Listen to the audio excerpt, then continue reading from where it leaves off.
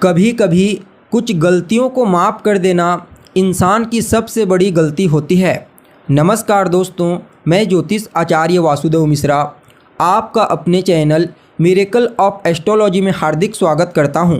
दोस्तों, आज का यह ज्योतिष का कार्यक्रम आप लोगों के लिए यानी कि मेष राशि वालों के लिए बेहद ही ज़्यादा खास और विशेष कार्यक्रम साबित होने वाला है। आज हम बात करेंगे भुवन भास्कर सूर्य के राशि परिवर्तन प्रभाव के बारे में। जी हाँ, सम्राट सूर्य अपनी वर्तमान शत्रु राशि शनिदेव की मूल त्रिकोण राशि कुंभ राशि को छोड़ अपने परम मित्र देवगुरु बृहस्पति की साधारण और अर्धजलीय राशि मीन राशि में 14 मार्च 2024 की दोपहर 12:40 पर प्रवेश करने के लिए जा रहे हैं, जहां पर आने वाले 14 अप्रैल 2024 की शाम तक गोचर करते हुए आपको प्रभावित करेंगे। उसके पश्चात 14 अप्रैल को पुनः शाम के समय राशि परिवर्तन करके अपनी उच्च राशि यानी कि भूमिपुत्र मंगल की मूल त्रिकोण राशि मेष राशि में प्रवेश कर जाएंगे। तो ऐसे में सम्राट सूर्य अपने परम मित्र देवगुरु बृहस्पति की साधारण राशि मीन राशि में गोचर करते हुए किस प्रकार से आपको प्रभावित करेंगे, आज इसी के बारे में विस्तार के साथ चर्चा करेंगे। जी हाँ, सूर्य के इस गोचर काल के दौरान आपके जीवन में किन किन क्षेत्रों में विशेष तौर पर आपको लाभ के अवसर प्राप्त होंगे, कौन कौन सी सावधानी इस गोचर काल के दौरान आपको बरतने की आवश्यकता पड़ेगी, साथ ही साथ आपके लिए स्वास्थ्य के दृष्टिकोण से, आपकी शिक्षा के दृष्टिकोण से, आपकी लव लाइफ, आपका दाम्पत्य जीवन यानी कि आपके वैवाहिक जीवन, पारिवारिक जीवन के दृष्टिकोण से और कहीं ना कहीं भाग्य, करियर, बिजनेस, व्यापार और फाइनेंस के दृष्टिकोण से सम्राट सूर्य के इस राशि परिवर्तन को आपके लिए कितना ज़्यादा प्रॉफिटेबल कहा जा सकता है और कहीं ना कहीं इस गोचर काल के दौरान आपको कौन सा ऐसा उपाय करना चाहिए जिससे सम्राट सूर्य का यह गोचर आपके लिए और ज़्यादा बेहतर और अद्भुत परिणाम प्रदायक साबित हो। इन तमाम प्रकार के प्रश्नों के उत्तर आज के इस कार्यक्रम में आपको बताने वाले हैं, इसलिए कार्यक्रम को बिना मिस किए अंत तक देखने का प्रयास कीजिए।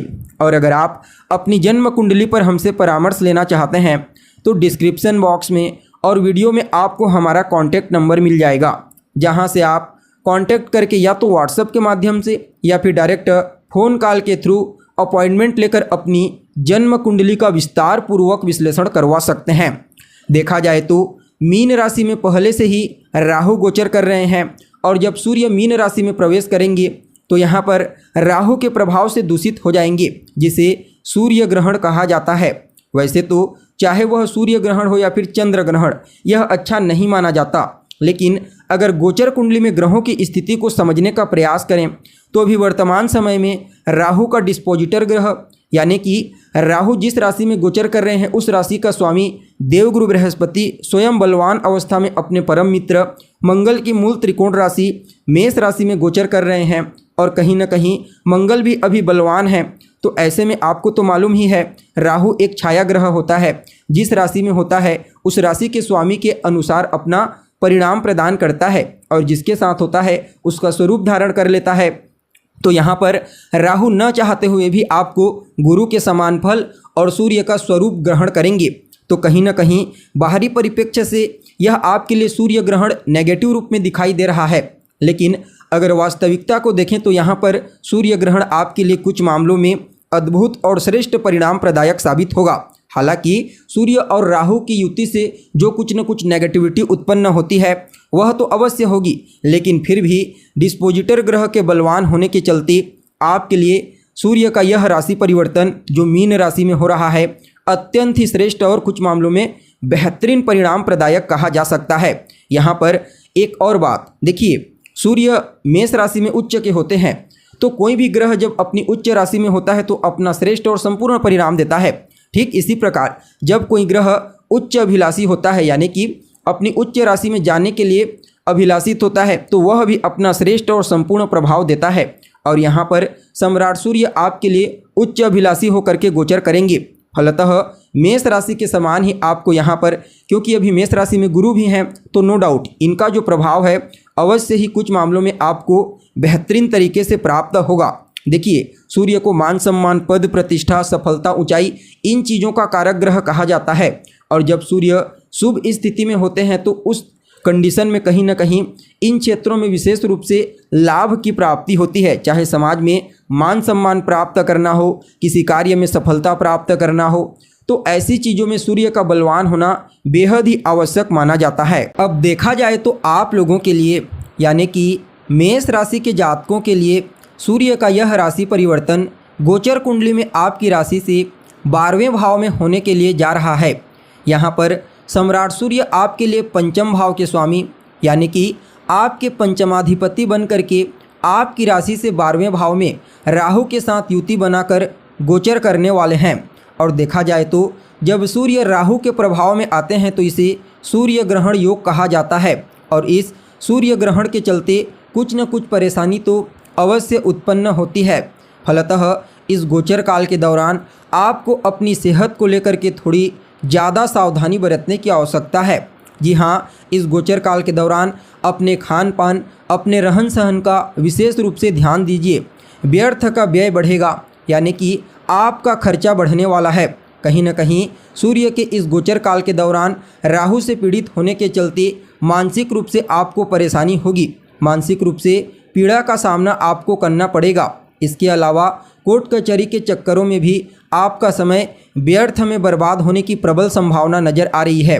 इसलिए सम्राट सूर्य के इस गोचर काल के दरमियान कोई भी कार्य आपको ऐसा बिल्कुल भी नहीं करना है जिससे आपकी मान हानि हो, आपके मान सम्मान को क्षति पहुँचे। कोई भी ऐसा कार्य आपको इस समय नहीं करना है जिससे आपकी सेहत खराब हो, आपके स्वास्थ्य पर उस कार्य का प्रतिकूल प्रभाव पड़े। जी हाँ, कुछ भी ऐसा कार्य आपको बिल्कुल भी नहीं करना है जिससे आगे चलकर उस कार्य के चलते आपको पछतावा करना पड़े। इसलिए आप समझ लीजिए, सम्राट सूर्य की इस गोचर काल के दौरान आपको अपने सभी कार्यों का निरीक्षण स्वयं से करना पड़ेगा। यानी कि एक बात में कहा जाए तो एक बेहतर और श्रेष्ठ इंसान बन करके इस गोचर काल के दौरान जो भी परेशानी और समस्या उत्पन्न होने वाली है, अवश्य ही आप उन समस्याओं से बच सकते हैं। इसके अलावा देखा जाए तो यात्रा करना भी आपके लिए कष्टप्रद साबित होगा। इसलिए अगर कोई एकदम ज़्यादा ज़रूरी है तब जाकर आप यात्रा कीजिए, अन्यथा इस गोचर काल के दौरान यात्रा ना ही करें तो बेहतर है। किसी भी प्रकार से कानूनी अड़चन में फंसने की भी संभावना नज़र आ रही है। इसलिए हर प्रकार से वाद विवाद से अपने आप को दूर रहने का प्रयास कीजिए, दूरी बनाइए अपने आप को उन चीज़ों से। कहीं ना कहीं यह जो समय होगा यह आपके लेन देन के दृष्टिकोण से भी उतना अनुकूल नहीं कहा जा सकता। इसके अलावा इस समय आपको किसी भी प्रकार से गैर कानूनी कार्य का हिस्सा बिल्कुल भी नहीं बनना है। इन बातों को नोट करके रख लीजिए। हालांकि वह विद्यार्थी जो स्वदेश से बाहर जाकर शिक्षा ग्रहण करना चाहते हैं उनके लिए सम्राट सूर्य के इस राशि परिवर्तन को अत्यंत ही श्रेष्ठ कहा जा सकता है। लेकिन बाहर जाकर के आपको अपनी सेहत का तो ध्यान रखना ही होगा। देखिए, सूर्यदेव को मान सम्मान का कारक ग्रह कहा जाता है और 12वें भाव में राहु के साथ एक चांडाल ग्रह के साथ कंजंक्शन बनाकर गोचर करेंगे, तो ऐसे में इस समयावधि में बदनामी देने वाला समय कहा जा सकता है इस समय को। इसलिए किसी भी प्रकार से आपको अपने आप को गलत कार्यों से बिल्कुल पूरी तरह से अलग ही रखना है, अन्यथा बदनामी, कोर्ट कचहरी के चक्करों में पड़ने की संभावना नज़र आ रही है। वैसे देखा जाए तो अगर आपकी जन्म कुंडली में ग्रहों की स्थिति मजबूत है, अभी वर्तमान समय में किसी अच्छे ग्रह की दशा अंतर्दशा चल रही है और सूर्य की स्थिति भी बलवान है, तो जो भी समस्या अभी आपको बताई गई है इतना समस्या का सामना आपको नहीं करना पड़ेगा। जी हाँ, ये समस्याएं आपके जीवन में आएंगी जरूर, लेकिन पता भी नहीं चलेगा ये समस्याएं कैसी आपके जीवन में आकर निकल गई। यानी कि कुंडली में ग्रहों की मजबूती के आधार पर ही इस प्रेडिक्शन को आप अपने अंदर ऑब्जर्व करने का प्रयास कीजिए। बाकी यह जो ग्रहण योग है आपके लिए सावधानी और सजगता बरतने वाला ही कहा जाएगा। कुल मिलाकर के देखा जाए तो सावधानी बरतते हुए अपने आप को एक श्रेष्ठ इंसान बना करके इस समय आगे बढ़ने का प्रयास कीजिए और गायत्री मंत्र का जितना ज़्यादा हो सके जाप कीजिए। रोजाना 1 माला, 3 माला, 5 माला जितना आपसे हो सके, और सूर्योदय के बाद तक सोने से बचिए। पिता का सम्मान कीजिए और खान पान पर नियंत्रण रखिए। बाकी इस गोचर से उत्पन्न होने वाली परेशानियों से आप बच जाएंगे। तो दोस्तों हमें उम्मीद है जानकारी आपको पसंद आई होगी। फिर मुलाकात होगी एक नए और ताज़ा एपिसोड में। तब तक के लिए आप हमें इजाज़त दीजिए। नमस्कार।